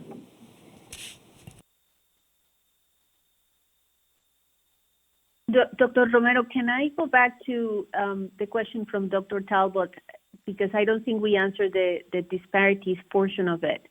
And Certainly, please go back. Just wanted to, yes, of course. Thank you, Dr. Romero. I just wanted to add that there are federally qualified health centers, as Dr. Cardona showed on the map, on the across the island and on the different health regions. And they are the ones serving the Medicaid population and the uninsured and underinsured. And rural communities, Dr. Cardona is adding. So we think that the more disadvantaged population will have access to these facilities that have all the services in one place. So I just wanted to clarify that with relationship to health disparities. Thank you very much.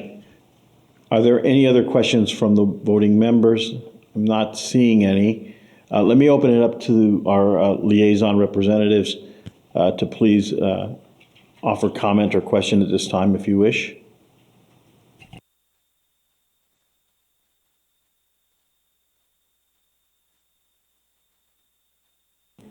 Ms. McNally, please. Thank you. Dr. Romero, I wondered if we might hear from the AAP on this issue. You read our minds, Ms. McNally. Is anyone from the AAP present? Yeah, I'm here. This is Bonnie Maldonado, and I'm here on behalf of the Committee on Infectious Diseases, as is Dr. Kim Berlin. And I just wanted to say that we at the AAP and the COID have been really impressed over the last 3 years, in particular with the progress that has been made, particularly under the guidance of Dr. Paz-Bailey, in addressing the many concerns that we have had regarding the issues that you've heard brought up today. Certainly, we don't believe that this is going to be an easy process. There are a lot of logistical issues to be dealt with, but we believe, as I think you've heard from other ACIP members, that a lot of the key stakeholders are engaged: the public health department, the local providers, the community, families. And we also think that the local AAP chapters are going to be engaged as well, which will be critical from our point of view in helping disseminate information to providers as well.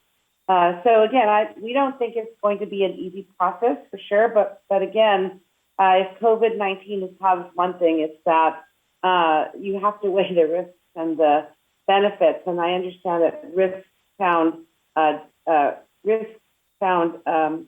uncomfortable, but really the risks here are extremely manageable, albeit there will be a number of administrative obstacles to move through. But clearly, dengue is a critical issue that's arisen over the years, especially in areas of tropical areas. And with this vaccine in front of us and other vaccines that will be coming in the future, we do need to start to consider this unusual nuance in this second infection issue.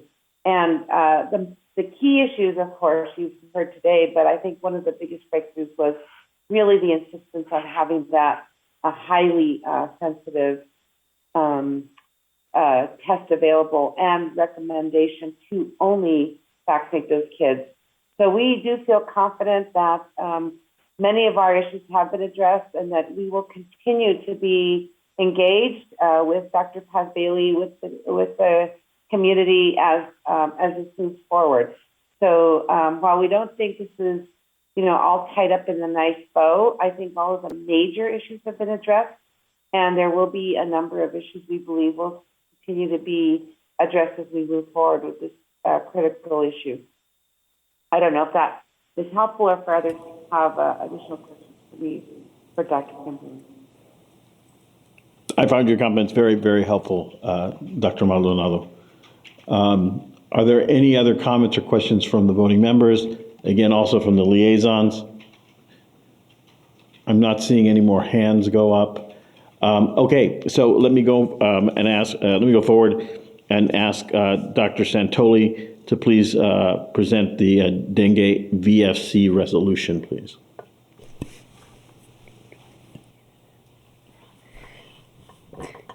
Hi there. So we're going to go through the resolution that's been proposed that is aligned with the discussion that you all have just had about the recommendations. Next slide. So the purpose of this resolution is to add a vaccine for the prevention of dengue to the VFC program. Next slide. The eligible groups are children aged 9 to 16 years of age with laboratory confirmation of previous dengue infection and living in endemic areas, specifically Puerto Rico, American Samoa, and the U.S. Virgin Islands, which are the areas in the U.S. which are both endemic and also participating in the VFC program. There's a note that says that the VFC resolution will be updated as necessary if dengue endemic areas in the U.S. or its territories change. Next slide. The recommended vaccination schedule and intervals is 3 doses administered 6 months apart at 0, 6, and 12 months. For recommended dosages, we refer to the product package inserts. Next slide. And the contraindications and precautions are found at the FDA website that includes the package inserts. Next slide. This is just a reference that we include in all of the VFC resolutions, that when a recommendation from ACIP is published within 6 months of the resolution, that the relevant language other than the eligible group sections is actually referenced, incorporated by reference into the resolution. And that concludes the VFC resolution overview. Thank you very much. So, Dr. Pozzebali, I think what we're going to need now is your proposal for the wording on the vote. We're getting that right now.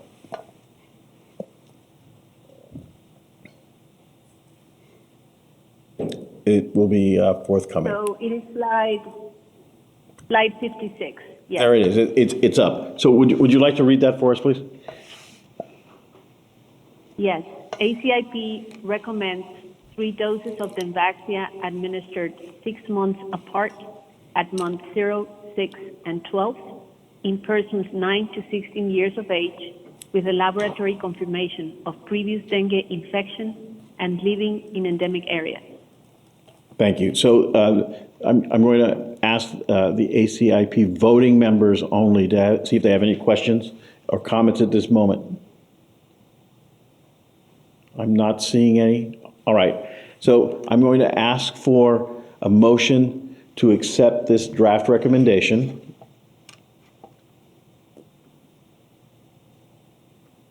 Very good. So Dr. Sanchez put his hand up first. So Dr. Sanchez, please. Just want to second this or to agree with this proposal. So Dr. Sanchez motions to accept this proposal. And then everybody put their hands down for a second, and then I'll ask for a second.